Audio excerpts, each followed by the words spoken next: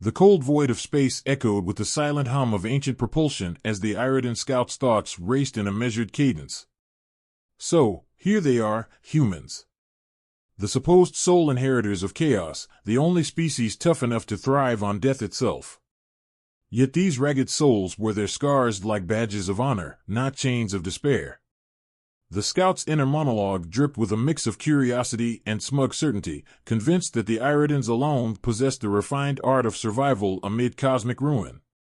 Meanwhile, aboard a battered flagship haphazardly cobbled together from salvaged tech and raw determination, Kale's soul barked orders with a wry edge that belied the gravity of their situation. Steady on, crew. If we're to dance with these cosmic misfits, let's make sure we don't step on our own feet first.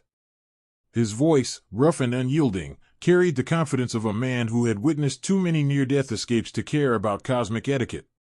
The air was thick with anticipation, every creak of the ship's aging hull punctuating the unspoken truth. Survival was an art honed by necessity and dark humor in equal measure. The human fleet drifted through space like a collection of misfit dreams, each vessel a testament to battles fought and a future yet to be claimed.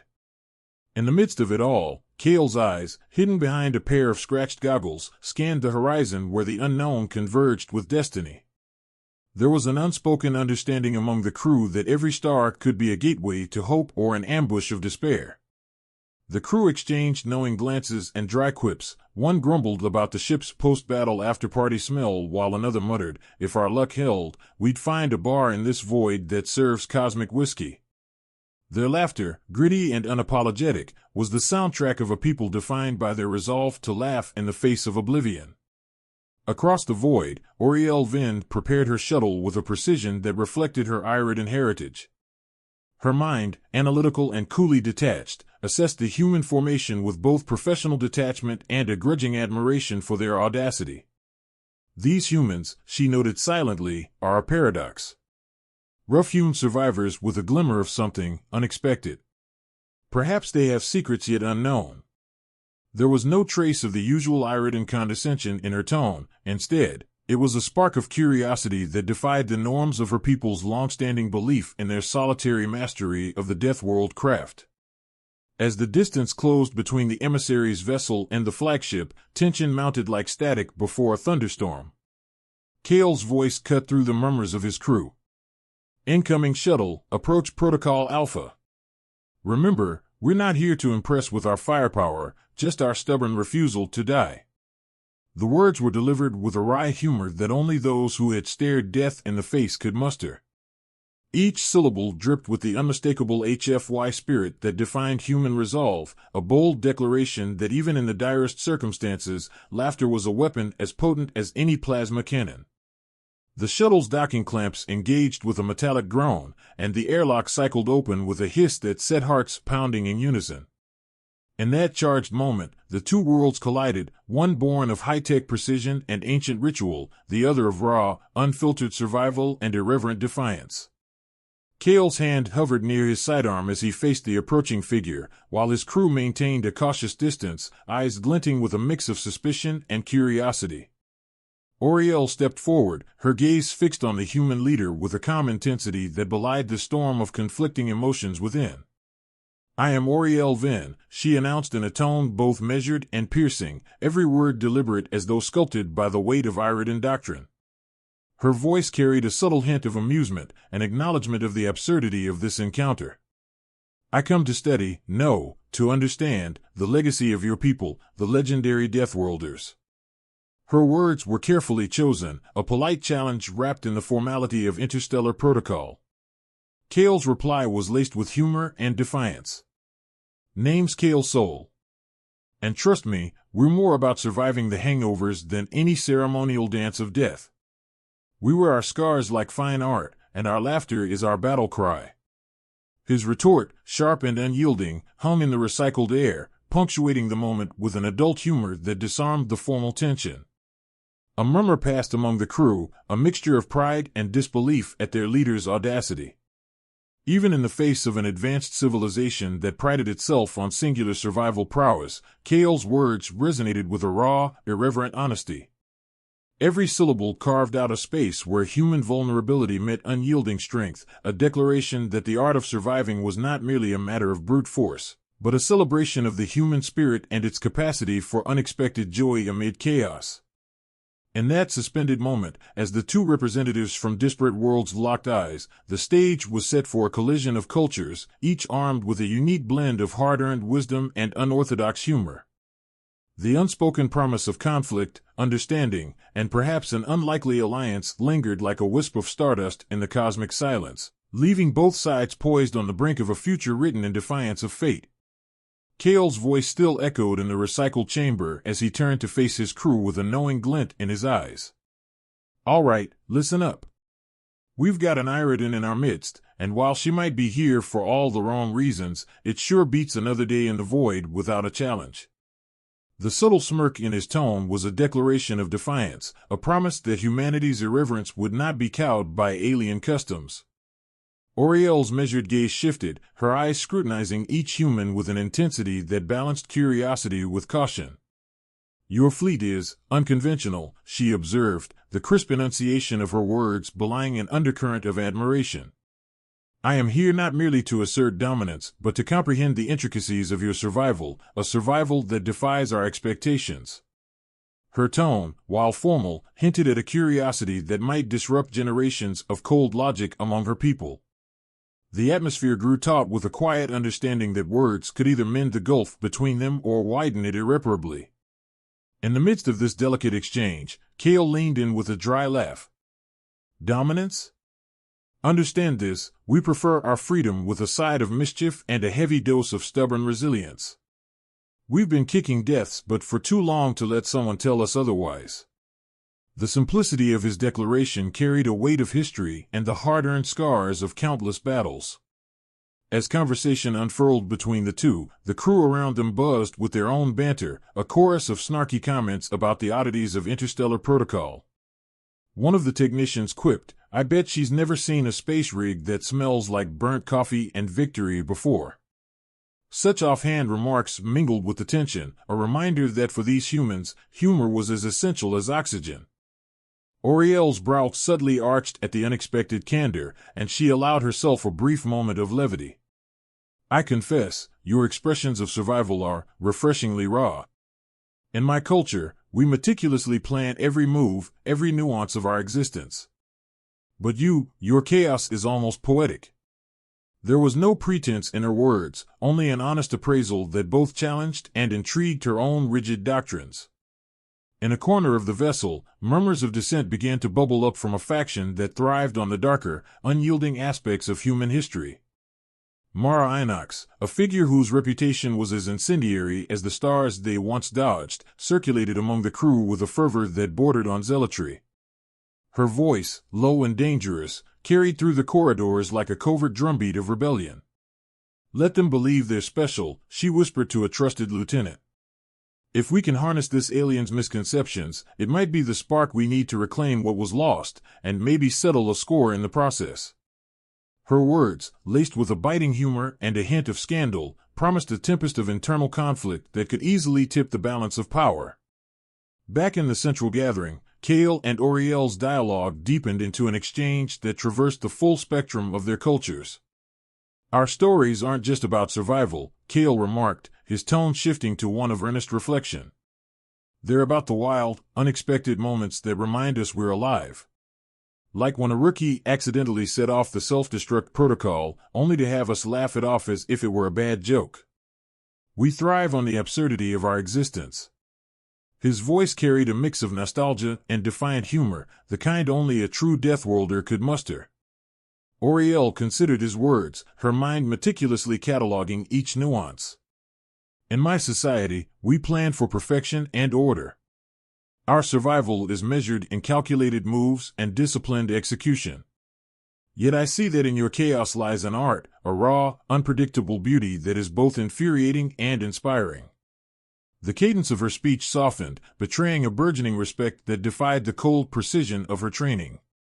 Their conversation unfolded like a delicate dance, punctuated by moments of laughter and introspection.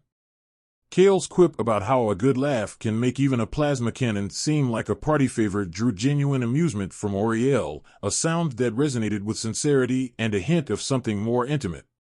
It was in these shared moments, stripped of formality and layered with the humor of survival, that the seeds of understanding began to take root. Yet, even as this cultural exchange deepened, the undercurrents of internal dissent grew stronger. Mara's extremist faction was mobilizing, their plans to exploit the alien misunderstanding simmering just below the surface. A hushed urgency in the corridors spoke of clandestine meetings and whispered strategies designed to disrupt this fragile bridge between species. Kale's instincts, honed by years of navigating treacherous space, told him that the real battle might not be with the alien emissary but with the specters of division festering within his own ranks. In one charged moment, as Kale and Oriel continued their discourse, a low, urgent buzz interrupted their exchange, a coded alert signaling that a critical resource depot had been sabotaged. The brevity of the message carried a weight of impending chaos. Without hesitation, Kale's voice turned steely. "Looks like our friends in the back aren't playing nice. We've got trouble brewing, and it's coming from inside." His remark was laced with the same biting humor that had defined their interaction, even in the face of imminent danger. Oriel's composed demeanor shifted, her analytical mind racing to integrate this new variable. "Then we must address both the internal and external threats with equal resolve," she stated calmly, her words a blend of strategic foresight and an emerging willingness to embrace human unpredictability. Their exchange, now underscored by the urgency of the unfolding crisis, demonstrated that while differences in culture might provoke tension, they could also serve as the crucible for forging a stronger, united front. Between Kale's irreverent bravado and Oriel's disciplined inquiry, the dialogue bridged the gap between worlds, one defined by chaos and humor, the other by order and precision. Each word they exchanged became a building block in an unexpected alliance, a testament to the notion that survival was not just a matter of brute strength but also of the courage to adapt, laugh, and, above all, understand. The atmosphere aboard the flagship had shifted from cautious camaraderie to a palpable urgency as whispers of internal sabotage grew louder. The calm facade of routine was shattered when Kale's keen eyes caught movement in the dimly lit corridors, a subtle signal that something was amiss. "Trouble's brewing," he muttered under his breath, a wry twist of humor lacing his words despite the tension. His hand tightened on the controls, every nerve alert to the possibility of an ambush that could shatter the fragile alliance they were beginning to forge with Oriel.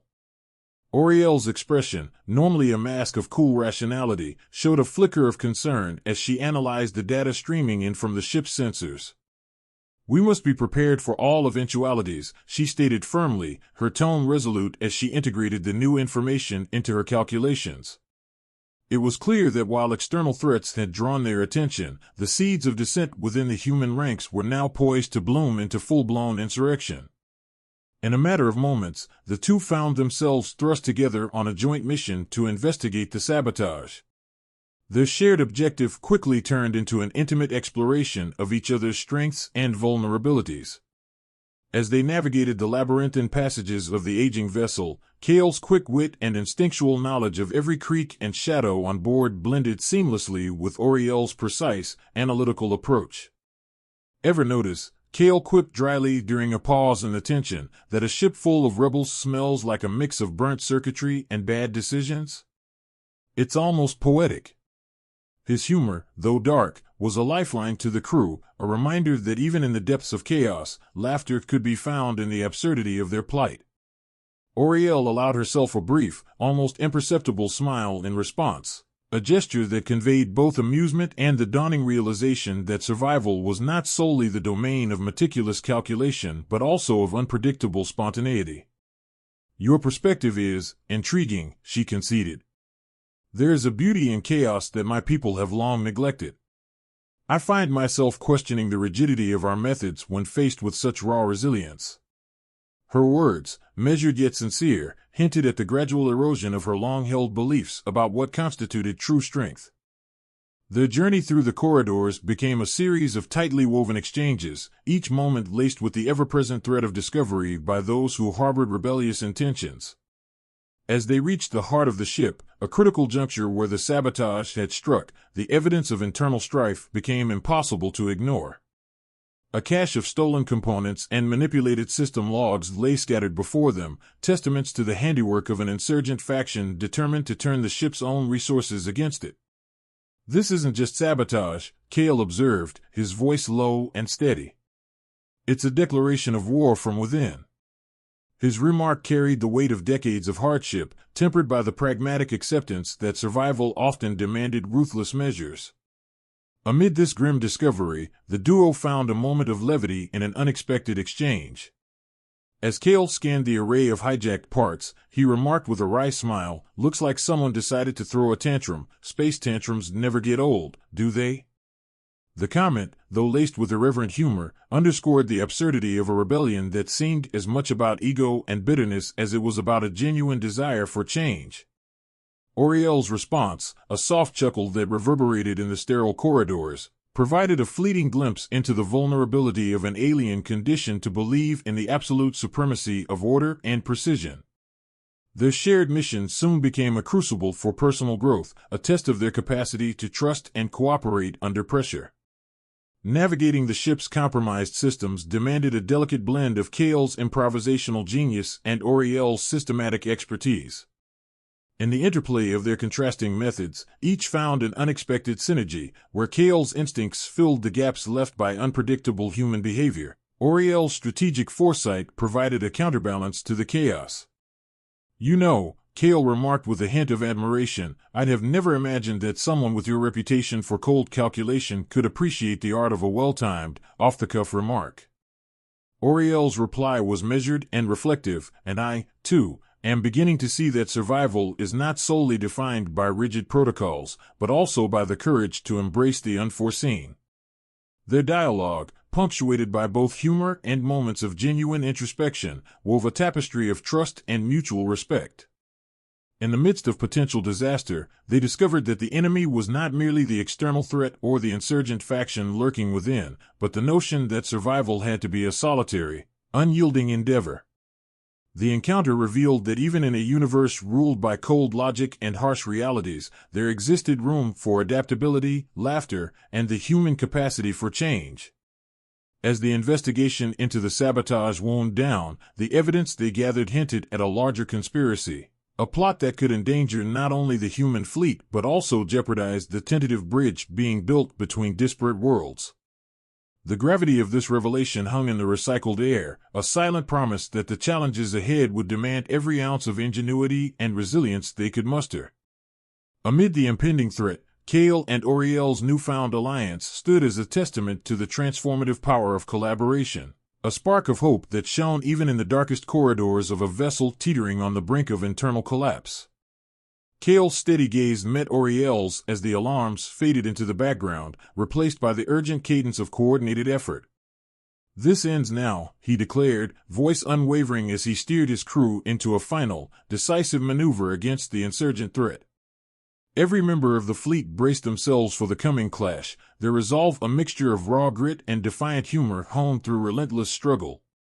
The atmosphere, taut with anticipation, carried the scent of imminent change and the promise of retribution against those who would tear them apart from within. Oriel's expression, normally reserved and analytical, softened with a hint of determination as she adjusted the tactical parameters of her own vessel. "We face a reckoning that demands the fusion of our strengths," she stated, her tone measured yet resolute. "Our success lies in the melding of your spontaneity with our precision, a fusion that neither side alone could muster." The words, spoken with quiet conviction, underscored an emerging truth: survival was not a solitary pursuit but a collaborative art forged in the crucible of adversity. Without delay, Kale and Oriel rallied their respective teams, coordinating a swift and calculated countermeasure to neutralize Mara Inox's extremist faction.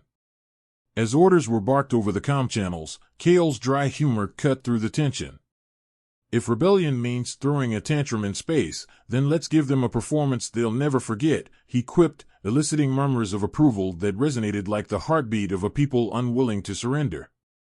Every command and retort carried the unmistakable signature of a civilization that thrived on the edge of chaos yet never lost sight of the value of unity. In the ensuing moments, the combined forces of human ingenuity and Iridan strategy converged. A barrage of coordinated countermeasures neutralized the threat with a precision that belied the earlier chaos. The crew, united under a single banner of resilience, executed their tasks with unwavering focus, their actions a testament to the synergy born of mutual respect. Amid the rapid exchanges of tactical updates and brief, incisive remarks, Cale's voice rang out, "Remember, every failure is just another opportunity to laugh at fate's expense." His words, delivered with characteristic irreverence, buoyed the morale of all who listened. Auriel's calculated approach interlaced seamlessly with Cale's instinctive maneuvers. Their joint effort not only stifled the internal rebellion but also sent a clear message to all: the strength of their alliance was an unassailable force forged in the fires of shared adversity. Our future is defined not by the scars we bear but by the courage with which we face the unknown, Auriel remarked as the final saboteur was apprehended, her tone both conciliatory and transformative. The acknowledgement, though softly spoken, carried the weight of a paradigm shift that resonated deeply with every soul present. As the last vestiges of internal strife were swept away, the atmosphere shifted toward a quiet but palpable sense of reconciliation. Cale took a moment to survey his battered but unbroken fleet, his voice imbued with reflective pride. "We're not just survivors, we're pioneers of a new era, where laughter and determination are our greatest weapons." His remark, simple yet profound, encapsulated the enduring spirit of a people who had learned that the art of survival was as much about embracing vulnerability as it was about raw strength. Auriel, standing by his side, allowed herself a rare, genuine smile. "Today, we have rewritten the rules of engagement. No longer bound by the old doctrines of fear and isolation, we have discovered that unity, and even a shared sense of humor, can be our most potent tool." Her words bridged the gap between the rigid certainty of her heritage and the vibrant unpredictability of human existence, fostering an unspoken promise of continued growth and cooperation. In the quiet that followed the tumult, the two leaders communicated wordlessly with their teams. The fleet, once a collection of disparate survivors, now pulsed as a single organism driven by the unyielding desire to forge a better future. The lessons learned amid the chaos had sown the seeds of an enduring partnership, a testament to the power of collaboration in the face of adversity. "Let this day be the dawn of something greater," Cale murmured, his voice carrying across the expanse of space as a benediction to those who had risked everything. "A future where we redefine what it means to be Deathworlders, not as creatures of endless conflict, but as architects of hope in a universe that still holds wonder." Auriel's reply was soft yet resolute. "In the union of our divergent paths, we find the strength to overcome any darkness. Our journey is only just beginning, and together we will chart a course toward a horizon lit by the promise of a new dawn." The words echoed, a clarion call for transformation and unity that reverberated through every corner of the fleet. In that enduring moment of triumph and reflection, the future stood poised on the threshold of a revolution not of conquest, but of understanding, compassion, and the indefatigable human spirit. Every soul aboard the fleet, every member of the Alliance, was now a living testament to the truth that survival, when paired with courage and humor, becomes a powerful force capable of reshaping the cosmos.